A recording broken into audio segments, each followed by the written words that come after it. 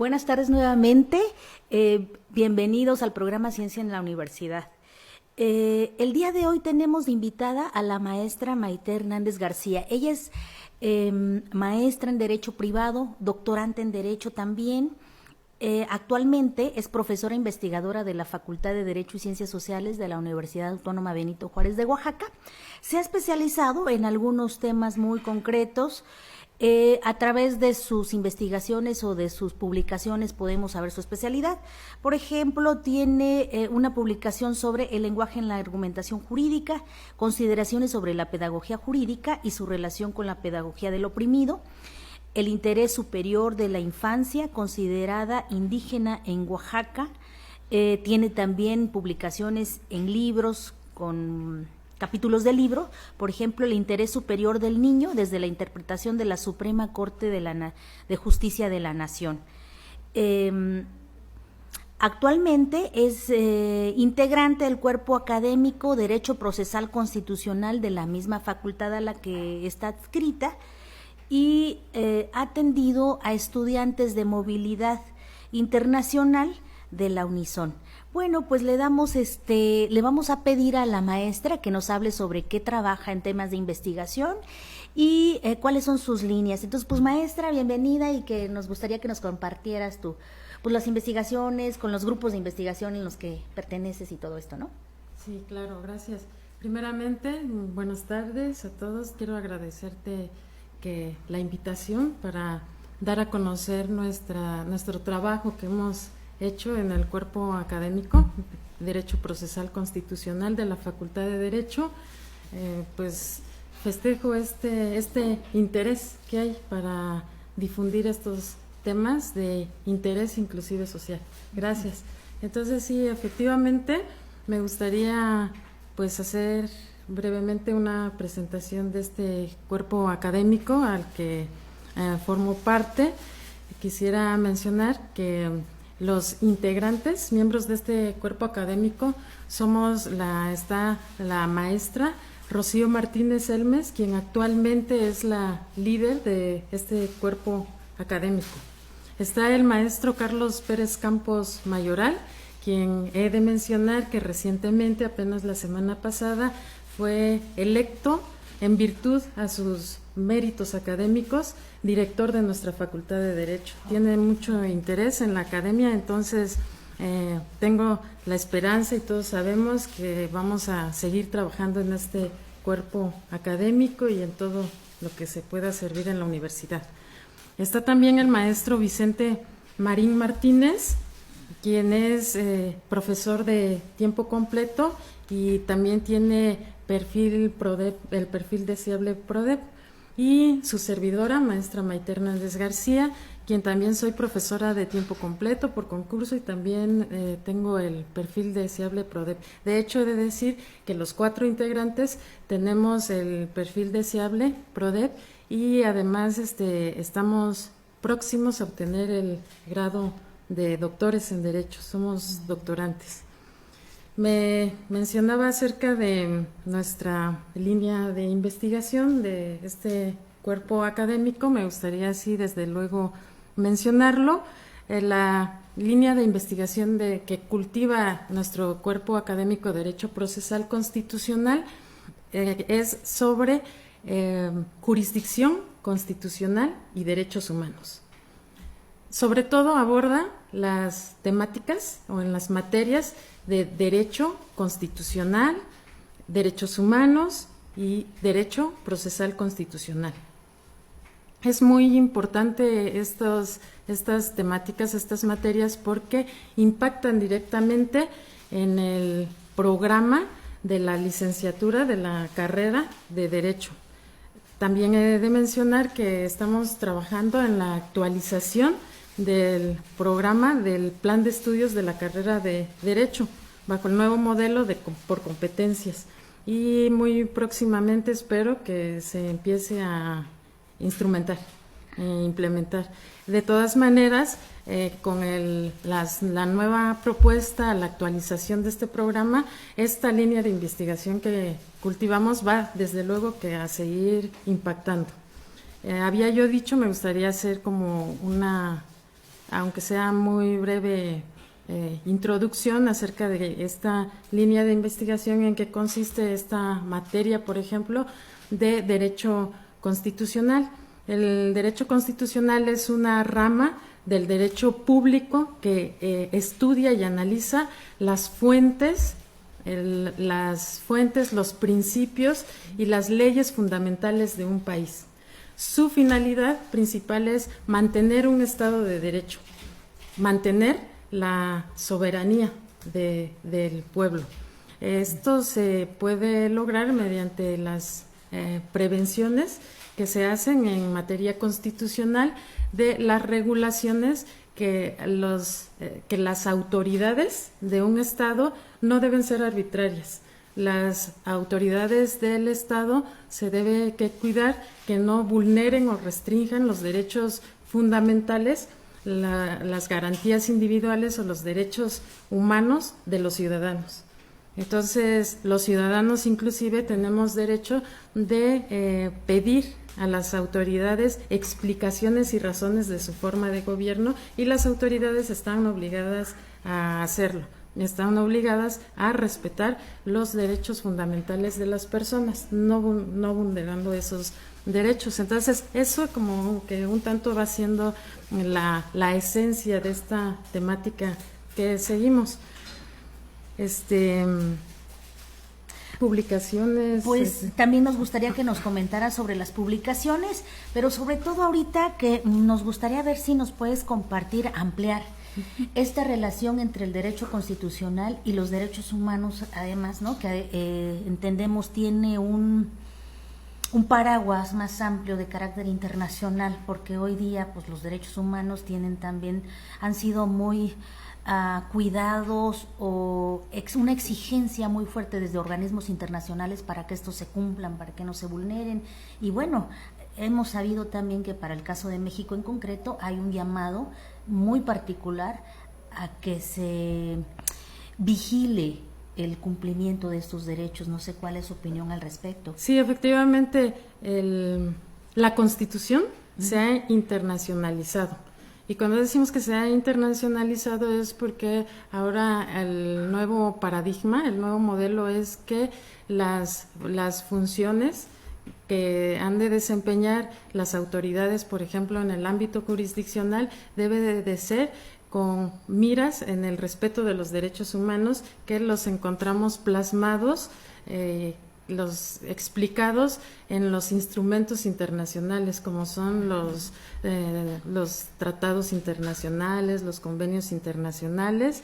En ese sentido, nuestros proyectos de investigación pues más actuales, puedo resumirlo así como mencionándolo en términos muy generales, que han sido varias producciones que tenemos, pero que tienen como una característica en común, que ha sido que hemos trabajado en los derechos humanos en favor de personas vulnerables. Es decir, que las autoridades del Estado, que la Constitución vigila y hace a través de sus normas, que las autoridades no sean autoritarias, no actúen como fuera de la Constitución, de una manera inconstitucional.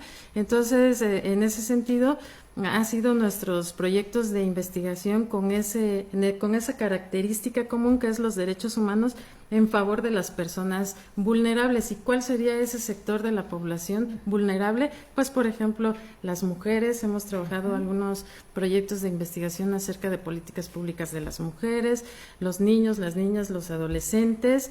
En el caso de los indígenas o las personas consideradas indígenas, y una producción que tenemos muy reciente también, pero que apenas va a salir a publicación, y que en eso estamos trabajando también, es acerca de los derechos de los enfermos. Entonces, como nos podremos dar cuenta, ese tipo de personas, ese sector de la población, tienen algún grado de vulnerabilidad. Claro. En el caso de los niños, que veo que es tu especialidad también, ¿cómo se ha trabajado el derecho de la infancia o en qué sentido se han manejado los derechos humanos para el caso de los niños?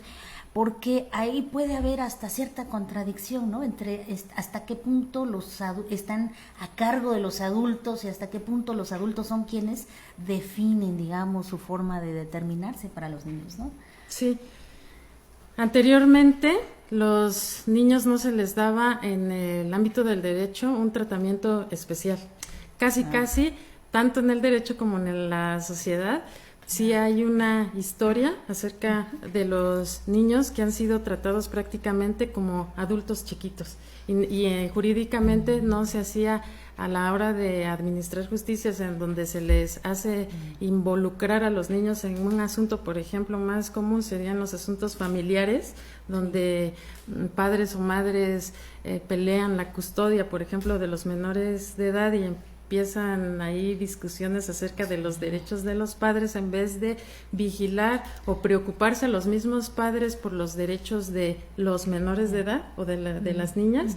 Entonces, como que las discusiones sociológicamente, diría yo, por decirlo de alguna manera, giran en torno a ese tipo de discusión sin prever lo que importa en esos casos son preservar los derechos humanos o los derechos fundamentales de los niños, y eso precisamente la autoridad jurisdiccional competente debe cuidar de aplicar hay una categoría en derecho que llamamos el interés superior del niño, que se refiere a un principio que está previsto se empezó a prever en los tratados internacionales. Es muy reciente relativamente este tema de los niños. De hecho, es uno de los nuevos retos constitucionales. Nuevos retos constitucionales, diría yo, es de empezarse a preocupar en el ámbito jurídico por preservar los derechos de los niños en diferentes ámbitos, sea en lo político, sea en lo jurisdiccional. Y en lo jurisdiccional, pues sí, definitivamente hay que hacer el estudio cuál es la problemática que atraviesan los niños y las niñas a la hora de enfrentarse, por ejemplo, en un proceso familiar. Claro. ¿Cómo deben de resolver los jueces esos casos? Pues viendo ahora, como lo decía yo, la Constitución se ha internacionalizado con lo de la reforma del 2011, del 10 de junio del 2011, y con el artículo primero constitucional, pues se establece y las autoridades tienen que estar al día con respetar los derechos humanos. Porque así ahora a partir de esa reforma lo prevé que se debe hacer una interpretación conforme a esos tratados internacionales. En materia de los niños, he dicho que es así como muy reciente porque es un tema que se empezó a prever a partir de la primera convención, la Convención sobre los Derechos del Niño es a partir de 1989, entonces estamos hablando que es algo muy reciente donde específicamente se empieza a prever normas, principios relativos a los niños y que es un tratado específico, y de ahí pues en lo que se empieza a implementar, empieza a aplicar esto del principio del interés superior del niño, pues sí puedo decir que es un tema relativamente reciente y que hasta culturalmente, hasta las personas, la forma en que se trata a los niños, pues sí, si observamos las problemáticas, haciendo las investigaciones, hay reflexiones que se pueden hacer y plantear posibles soluciones. Por ejemplo, una de nuestras publicaciones conjuntas que logramos el cuerpo académico fue un colectivo que fue el Breviario Jurídico Contemporánea, Perspectivas de Cuerpos Académicos. Lo presentamos este libro, este colectivo, en un seminario internacional recientes de los que anualmente organiza y ofrece nuestra Facultad de Derecho. Entonces ahí, pues precisamente entre los temas que publicamos en ese libro como en apartados de capítulos fue Derecho Constitucional de Administración de Justicia Indígena, el control difuso constitucional en el sistema jurídico mexicano, y uno de los capítulos fue como lo mencionaba también en la presentación, fue el interés superior del niño desde la interpretación de la Suprema Corte de Justicia de la Nación. Y ahí en ese trabajo pues hacemos algunas reflexiones que a partir de problemáticas que observamos a la hora del desahogo, del desarrollo de los procesos en donde se les hace intervenir a los niños, fue una de las problemáticas fue preguntarnos también sobre que si las autoridades jurisdiccionales aplican correctamente ese interés superior del niño, es decir, si respetan en la hora de los procesos los derechos de los niños. Tengo una duda, a ver, igual no sé si quienes nos ven posiblemente, si no son especialistas, también compartan esta duda. Nos estás comentando sobre la internacionalización de la Constitución. Eso supone que de alguna manera pierde no pierde, pero digamos, más bien gana, lo voy a poner en positivo, gana más peso estos convenios y estos tratados internacionales por sobre la Constitución, o qué sentido en términos jurisdiccionales significa esto de internacionalización de la Constitución. Sí, es que la jurisdicción es la función precisamente que las autoridades judiciales, en los casos, hacen para resolver los conflictos. Entonces, en ese sentido, las autoridades jurisdiccionales, es decir, los jueces, sí tienen que tener su forma de interpretar, sí, no únicamente como antiguamente se hacía, únicamente con la Constitución, sino ya también la misma Constitución, con el artículo 133 constitucional, está ahí diciendo que también se tiene que privilegiar los derechos humanos de las personas, y en ese sentido los jueces también sus interpretaciones que hagan de las normas lo tienen que hacer fundándose y viendo los tratados, los estándares internacionales, viendo los tratados internacionales en donde pues sí emiten estos acuerdos, estas convenciones, tratados internacionales o protocolos. En el caso de los niños se hace protocolos para juzgar,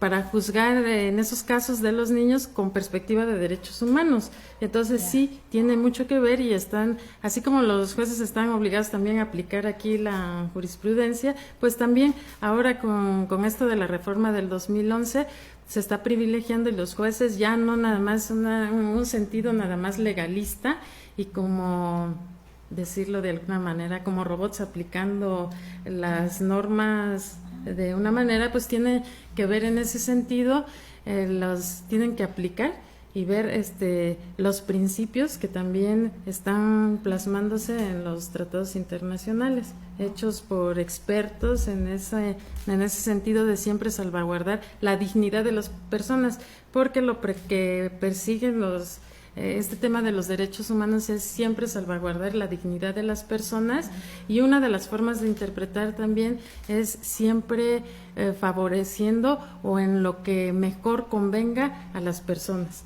Las autoridades siempre deben de resolver los asuntos de una forma que mejor conviene a las personas.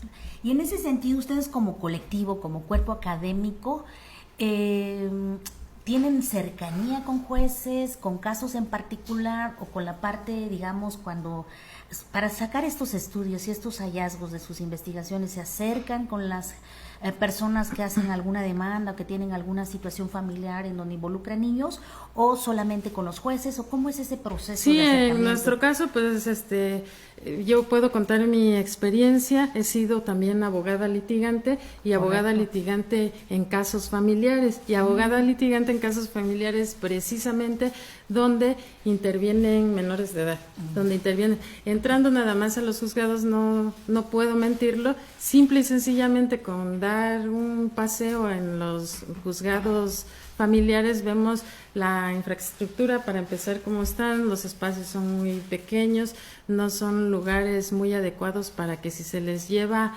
a un niño a declarar, para que se les cuestione, hay esta cuestión del derecho de escucha del menor que manejamos en los casos que está previsto, está en el código. Entonces hay una cuestión de la escucha. A los niños, si se dice que hay que escuchar sus declaraciones, se les tiene que llevar a los juzgados, donde pues va a estar una persona que va a ser la autoridad, va a ser un lugar para los niños. Hay que comprender es que hay que tener mucha paciencia y comprensión hacia los niños también. Es esta parte. Y yendo a los juzgados, pues sí podemos observar esa problemática. A simple vista se ve que están los niños esperando a que inicie una audiencia. La audiencia, ¿cómo se va a llevar? Si hay las condiciones, pues no puedo asegurar que hasta ahorita, como se está empezando a ver y a estudiar, es uno de los temas innovadores, nuevos. Entonces, sí hay la buena intención, sí están los jueces, se les está dando capacitación acerca del tema, se les está concientizando, pero sí todavía yo puedo decir que hace falta camino por recorrer, claro, para dar soluciones a las problemáticas nuevas que estamos descubriendo, para poder visibilizamos en esos asuntos esa problemática. Por ejemplo, los espacios son adecuados para los niños donde se les va a interrogar. Se les tiene que interrogar también con los protocolos internacionales que yo decía, los estándares internacionales, en donde establecen que los niños tienen que ser interrogados con la presencia de un perito psicólogo, por ejemplo. Entonces, son ciertos parámetros que se tienen que seguir para que el niño, su declaración sea en realidad buena y no sea bajo un temor que al estar en circunstancias o en un espacio que no es muy adecuado a un niño y que un niño está en el periodo de comprensión del mundo, pues le puede resultar el espacio hostil, le puede generar miedo, la incertidumbre de qué van a hacer con su declaración o para qué se le está interrogando. Entonces, sí, en la práctica profesional como abogados del derecho, efectivamente es ahí a la hora del litigio en donde observamos esas problemáticas y son las que visibilizamos, hacemos nuestras publicaciones, pues en este caso, esta publicación que yo mencionaba es con el objetivo también de descubrir esos puntos de quiebre y que hace falta ser atendidos. Proponemos posibles soluciones y que se cumplan, ¿no?, con esos estándares internacionales por parte de las autoridades jurisdiccionales. Y bueno, pues en eso estamos. Concientizar también, es importante concientizar hasta a la sociedad. En realidad no nada más las autoridades jurisdiccionales son las que deben de respetar los derechos de los niños, sino también nosotros, todos los adultos, y eso lo dicen los tratados internacionales. La Convención sobre los Derechos del Niño, que le mencionaba, de 1989, establece que todos los adultos estamos obligados a respetar los derechos de los niños. Sí, pues qué tema tan interesante, porque sí creo, estoy convencida de que finalmente la niñez, la infancia, es la etapa de un adulto que va a determinar su forma de comportamiento en la sociedad. O sea, es la sociedad que formamos en el futuro, ¿no? Y en eso pensaba, bueno, esto pasa con los niños que están cercanos a un adulto, que a lo mejor tuvieron que ver con un proceso familiar en donde hay una disputa ahí por la potestad o qué sé yo, pero también pensaba en aquellos niños que están en el DIF, ¿no? O sea, ¿cómo se está pensando la autoridad en términos de pensar en los derechos de esa niñez, más allá de las cuestiones legales de que no tienen acceso a una familia? Y que se ha hablado mucho de la necesidad de familias que han apelado por la adopción, por ejemplo, y que es complicadísimo.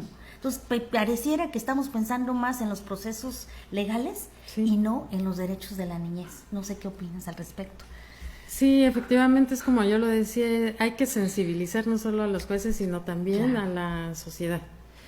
Ese aspecto de la adopción, pues sí es se tramita en jurisdicción voluntaria ante un juez, pero sí se tienen que cubrir todos los requisitos, precisamente garantizando y comprobando para ver que vaya a estar bien. Pero quizás sí, ahí es un tema que hay que ver cómo hacer más eficaz el trámite de una adopción, para que se siga respetando con eso que llamamos del principio del interés superior del niño. efectivamente. Otro punto muy importante que sale a raíz de esto es que vale la pena estos estudios muy nuevos, porque hay que irlos puliendo en cuanto a las diferenciaciones que se tienen que hacer. Los jueces también tienen que resolver haciendo diferenciaciones. No es lo mismo atender a un niño considerado indígena que un niño que no es considerado indígena, porque el solo hecho de ser indígena, una de sus características es ser pobre económicamente.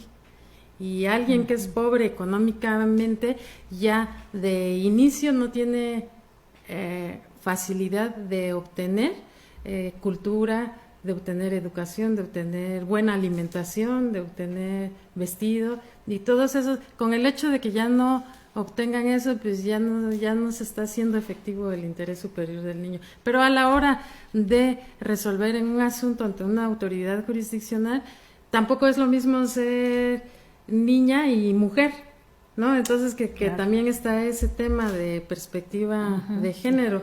Entonces sí hay que hacer, decías ahorita, un niño del DIF, ¿cómo lo vamos a tratar? Pues es que precisamente en estos estudios sí hay que ver, se le tiene que dar, si ya el hecho de ser niño, los estándares internacionales nos establecen que tiene que tener un trato muy especial, ahora con las características que les podemos sumar, niños del DIF, a ver qué trato especial se le tiene que dar, y sí, desde luego, se le tiene que dar todavía mejor trato, diría yo, o bueno, no como decir mejor trato, sino que ir viendo todos esos puntos, atendiendo, respetando la Constitución, respetando los derechos humanos, en fin, para que alcanzar el pleno desarrollo de estos niños. Claro, como bien decías, ¿no?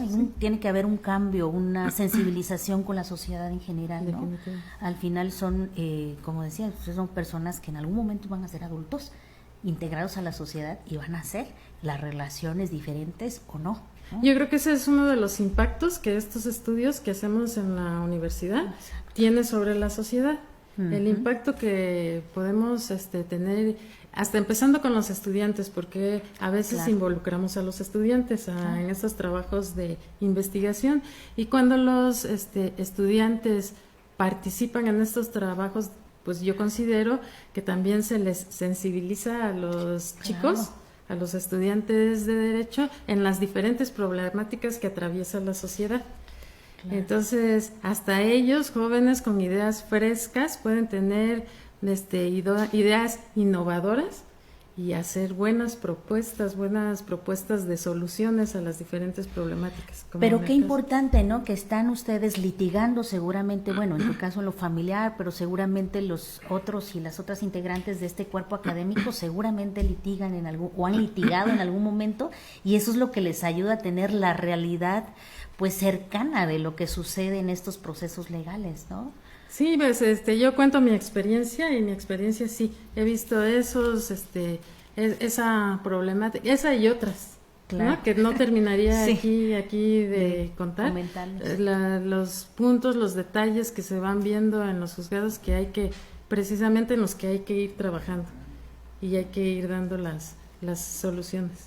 Pues qué bueno que estén involucrando a los estudiantes, creo que los estudiantes son solamente de licenciatura, también tienen estudiantes de posgrado. No, de licenciatura nada más, estamos. Básicamente. Sí, como estamos en la Facultad de Derecho, ahí estamos dando clases, ahí es donde invitamos a nuestros alumnos. La más reciente, por ejemplo, mencionaba un trabajo que fui asesora de una investigación, fue precisamente en Derechos Humanos, en coordinación con un cuerpo académico de la Universidad de Sonora. También es parte importante, consideramos nosotros como cuerpo académico, trabajar con otros cuerpos académicos, inclusive, ¿por qué no?, con otras instituciones.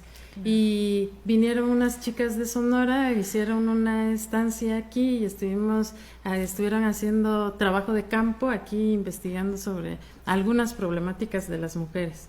Por otra parte, también con otras instituciones la vinculación nos ha parecido importante, como por ejemplo hacer extensión universitaria en estos temas importantes, y recientemente también trabajamos con la Defensoría de los Derechos Humanos del Pueblo de Oaxaca, en donde invitamos a Actualmente es ex ombudsman, defensor de los derechos humanos de Galicia. Lo invitamos, se vino desde allá, desde España, hicimos extensión universitaria y vino a dar una serie de conferencias en un seminario que se organizó, y entonces con los visitadores ahí invitados de la Defensoría acerca de temas precisamente constitucionales y la defensa de estos derechos humanos. Pues muchísimas gracias, maestra Maite Hernández. Le agradecemos el habernos compartido sus hallazgos de investigación, y sobre todo a mí me gustaría que cerráramos con un mensaje que quisieras enviar sobre, ligado a esto que decía sobre la niñez, sobre el impacto en la sociedad y en los estudiantes de Derecho también, el compromiso que tienen al estar como abogados interviniendo en procesos de la sociedad, ¿no? Sí, efectivamente, pues yo quisiera aclarar, ahora sí, como dice abogados, en mi experiencia muy personal, a veces me ha tocado experiencias tales como cuando iniciamos un proceso y nos llaman para ir a defender a una de las partes, y la otra parte luego dice, híjole, ya invitaron a un abogado, el asunto se va a complicar. Entonces, no, yo diría que es todo lo contrario. Nosotros como abogados litigantes, como estudiosos del derecho, como profesores, pues yo definitivamente voy a defender esta parte, porque en realidad tenemos las herramientas o los instrumentos para proponer buenas soluciones equitativas, soluciones justas y razonadas jurídicamente, para llegar a un buen arreglo en un litigio. Entonces yo sí quisiera decir que, por ejemplo, pues el derecho en realidad está para servirnos a nosotros como personas, está para servirnos, para facilitarnos la vida, no para complicárnosla. Claro. Pues eso sería mi mensaje. Pues qué importante. Pues muchísimas gracias, les agradecemos que nos hayan acompañado y los esperamos para la siguiente emisión. Que pasen buen día.